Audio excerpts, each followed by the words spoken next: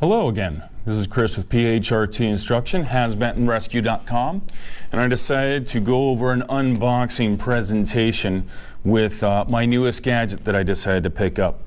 So through some of the Hazmat groups, we saw a lot of people talking about a new air monitor that is available on Amazon. So just really quick, for the heck of it, I decided to purchase one and try it out myself. So just like my Draeger, as in comparison, we see that it is in a box. Now, this is not a true unboxing ceremony. I have opened it up once before, but I thought it would be very important for you, the viewers, to see the difference between the Amazon $107 air monitor and a Draeger XAM 5000 air monitor. Now, it's not about the country of origin that tells us the quality, but there are a few things to understand and identify when we take a look at these monitors. So I open up the box, and inside the box is another box. This box is wrapped in bubble foil to protect it from getting damaged in any way, shape, or form. And as we can see here, we have our aluminum cased latched box. So if I ever needed to ransom anybody and have to have about $100,000 worth of cash, I could reuse this box for other purposes. Looking at my Draeger system in comparison, when I open it up, all I have is the manual, and I have a monitor in there. There's a few other pieces of important information, but it's a very basic, simple setup. It's not a special box within inside a box. So let's get a little bit further into our air monitor box, if we will. Simple latch to open it up, and first thing we find is the user's manual. For my gas detector, I have my user's manual, which is an extensive 15 pages long. Shows a different color air monitor on there, but it still shows us and gives us the proper operating directions on how to use this monitor. In comparison, my Draeger XAM 5000 manual is 288 pages long. Now, this is kind of a misnomer because I have multiple languages inside this book. I have about 15 to 20 different languages inside this user manual, whereas inside this user manual, I have plain English across all 15 pages of explanations of how to use my gas detector. So we open it up, we take a look at the gas detector itself. A simple 4-gas detector which consists of oxygen, carbon monoxide, hydrogen sulfide, and combustible gas. They say it comes calibrated from the factory, but it always is a good option to calibrate it once again when you get it. It does come with a calibration clip, which installs rather easily.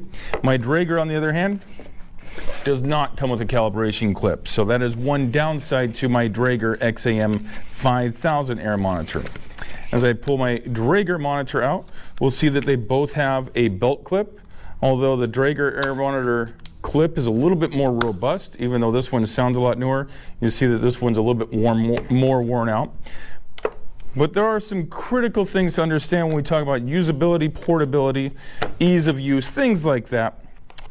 For my gas detector, they say it's water resistant, not waterproof, and I have my USB port right here on the top, which is pretty difficult to get off actually.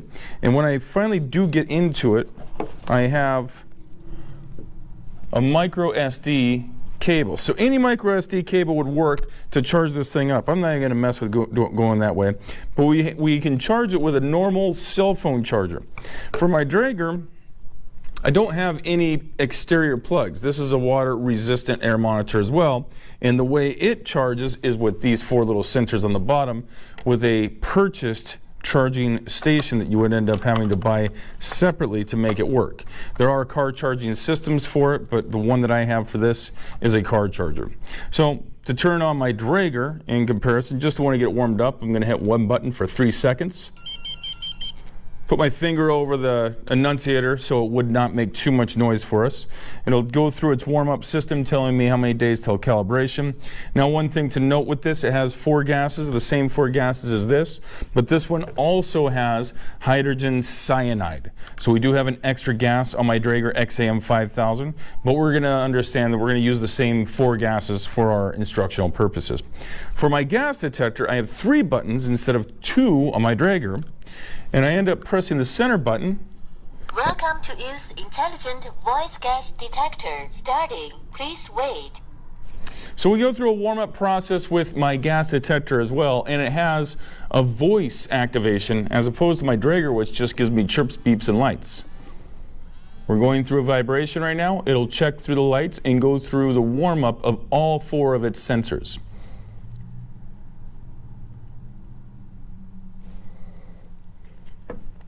I have this set to the same low alarms and high alarms as my Draeger. For oxygen, it's 19.5 for a low. For the high of oxygen, it's 23.5. For carbon monoxide here in the United States, it's 35 parts per million and 50 parts per million. For hydrogen sulfide, it's 10 parts per million and 20 parts per million. And then for my combustible gas, it's 10% and 20% of the LEL. And we see here, simple digital readout. Very easy to see. Of course, we're still trying to warm up the sensor. It shows that we have 20.2% oxygen in our environment. We know that not to be true. I'd be huffing and puffing for breath if I had only 20.2% oxygen. My Draeger has all 5 of the gases, and they're displaying the same way, and we have 20.9% on my Draeger air monitor. When I hold these detectors, I notice one thing very quickly is my Draeger is a lot more dense. Even though it's a smaller monitor, it's a lot heavier. This monitor has a lot of extra space inside of it, but it's still a decent machine. We could take a look at it really quickly. We have our 4 areas where the sensors are located, and my Draeger is the same way, only the sensors are oriented on the top versus on the bottom. So as we end up taking a look at what happens when my monitors go into alarm, so we open it up right now. Yep, it's passing gas. So let's see what the Draeger does right now. I'm going to put it on one sensor right now. Very quickly, the oxygen sensor goes off. And then for my last one, my combustible gas.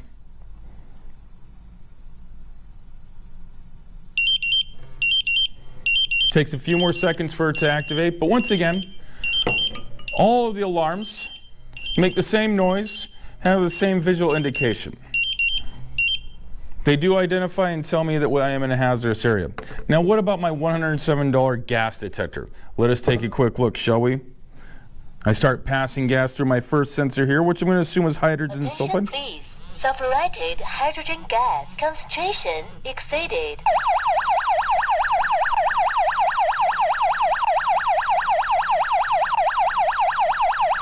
I have gone below the alarm. And there we go. So she tells us that we are in a dangerous environment. Let's see what carbon monoxide sounds like. Attention please. Carbon monoxide gas concentration exceeded. I've gone through the second alarm. It's now down below the first alarm. So it does reset on its own. Let's go to oxygen and take a look what that sounds like. Attention please. Oxygen gas low concentration.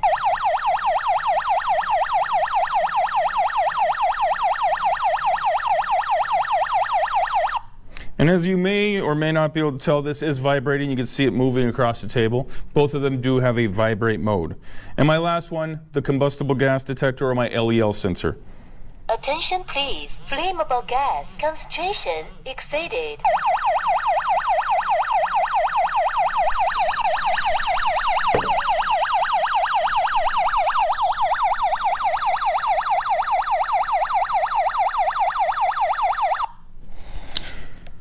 So in total, in conclusion, between my 2 detectors that I have here, both of them do the same job, but this one is much more expensive, looking at the $1,700 range. This one is only $107.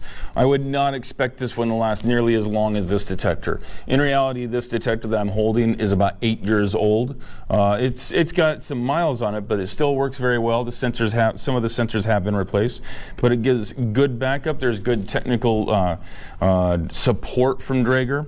I don't even truly know this company. What is it? HZXVOGEN monitor. I'm not sure what kind of technical support they could provide. So maybe as a quick one-time use and maybe throwaway type of detector, it may work, but I think that there are other options out there. So We may all love Amazon. We may all think that it's great for the one-click purchase, but when I sit there and start thinking about safety equipment, I would probably look somewhere else as opposed to going with a general gas detector.